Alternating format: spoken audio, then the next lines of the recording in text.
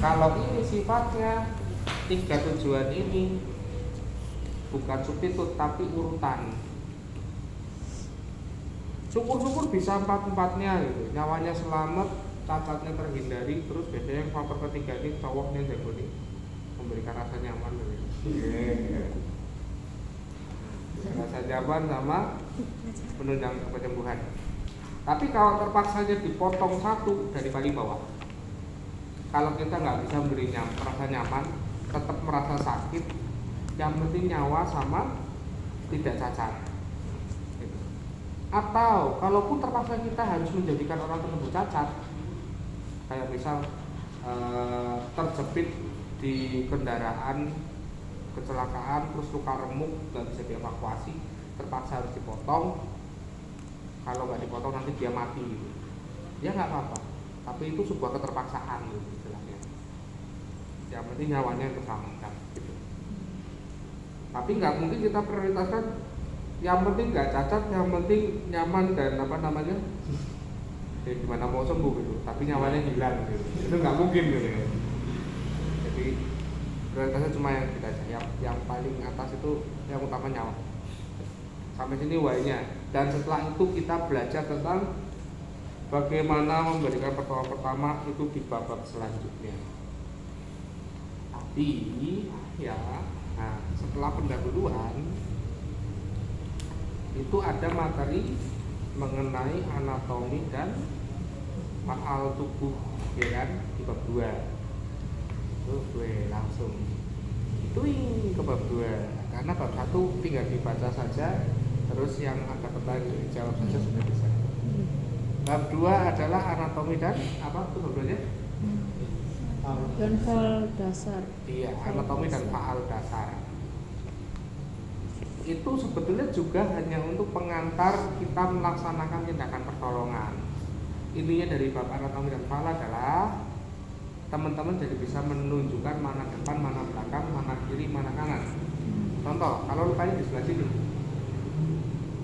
jadi jelasnya di mana? Kalau dengan kata-kata di sini. Di bawah. Lengan bawah. Bawah. Depan atau belakang? Depan. Kenapa depan? Belakang. Kenapa belakang? Ayo, sebelah sini nih lukanya. Contoh. Kalau berapa sini dari siku atau berapa sini dari belakang sudah jelas ya. Tapi depan belakang. Yang depannya mana di tangan utama? Kalau kaki mah jelas depan di sini, belakang sini. Belakangku tulang kering, kalau betisnya itu belakang. Tapi kalau tangan ini, depannya mana, belakangnya mana? Ayo, petek-petekan. Ayo, woi. Terus alasannya apa gitu? Kenapa itu di depan atau di belakang? Hah? Oke, depannya sini, yakin? Ya. Yang lain, yang sini belakang siapa tuh? Wah, kedok. Jadi jawabannya adalah itu jelaskan ada bidang bagi tubuh satu ya, yang menyatakan depannya mana, posterior mana, inferior mana, posterior apa namanya, depan mana, belakang mana. Terus bidang horizontal, bidang vertikal, bidang kanan kiri. Terus bidang depan belakang udah, berarti bidang horizontal, posterior, interior, atas dan bawah. Dan yang menjadi patokan adalah posisi anatomis. Gimana posisi anatomis? Saya tahu. Nah, seperti ini. Berdiri tegak. Berarti yang depan yang mana? Nah, ini depan atau belakang? Belakang. Itu. Jadi tadi ditekankan ke adik-adiknya, posisi anatomis itu buat patokan kalau kita menunjukkan luka secara tertulis atau secara bahasa. Ya. Itu untuk yang anatominya. Baru bentuknya. Terus masalah berikutnya adalah ke strukturnya.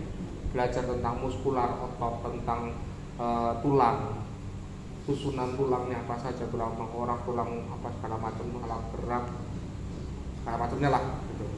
Itu secara teori bisa dipelajari sendiri. Dan lanjut ke masalah faal tubuh. Faal itu masalah fungsinya. Fungsinya itu ada sistem, ada sistem indera, ada sistem apalagi sistem pernafasan, ada sistem transportasi darah maksudnya, ada Saraf. sistem apa lagi? Saraf. Saraf, betul. Pencernaan. Endokrin, pencernaan, urinaria. Apalagi yang belum disebutin? Sistem kelenjar buntu. Ya, itu endokrin. Oh. Nervous itu saraf. Hmm. Nerves angel ngomong ya, nerves. Nerve. Tuh. Jadi itu dipelajari sendiri. Intinya yang benar-benar nanti berhubungan adalah ketika terjadi satu hal yang nggak beres di satu titik, pasti mengalami titik yang lain. Itu yang teman-teman pahami. Sistem rangka misalkan, sistem rangka dan otot ya. Kalau misalkan ada patah tulang di sini, teman-teman coba tangannya seperti ini. Gerakin jarinya menggenggam ini. Yang bergerak mana? Yang kerasa gerak ototnya. Sini. Selain telapak tangan, pergelangan tangan, terus aku kelihatan tuh. Oh, sini. Nah, Ya, ini. tangan bawah bergerak. Heeh. Lengan atas gerak nggak? Nggak.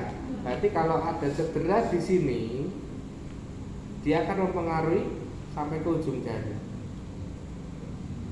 Berarti kalau ada yang patah tulang di lengan bawah, dia disuruh genggam pasti kesakitan. Bahkan cenderung tidak bisa digerakkan, nggak bisa bangun, nggak bisa gerak, sorry. Kalau kaki sama, kita bisa coba kalau menurut saya gini, terus yang digerakkan yang pergelangan kakinya aja. Ototnya bergerak mana yang bergerak? Kalau kaki lebih panjang lagi, bahkan sampai tungkai atas sebagian tidak bergerak. Nah, itulah kenapa kalau ada patah tulang di sini salah satu tulangnya, dia mengalami kelumpuhan. Biasanya, tapi ada pengecualian juga untuk orang yang punya tahan sama rasa sakit tertentu. Dia masih bisa berdiri karena bisa nahan sakitnya. Tapi kalau dia nggak bisa, dia mengalami kelumpuhan. Gitu.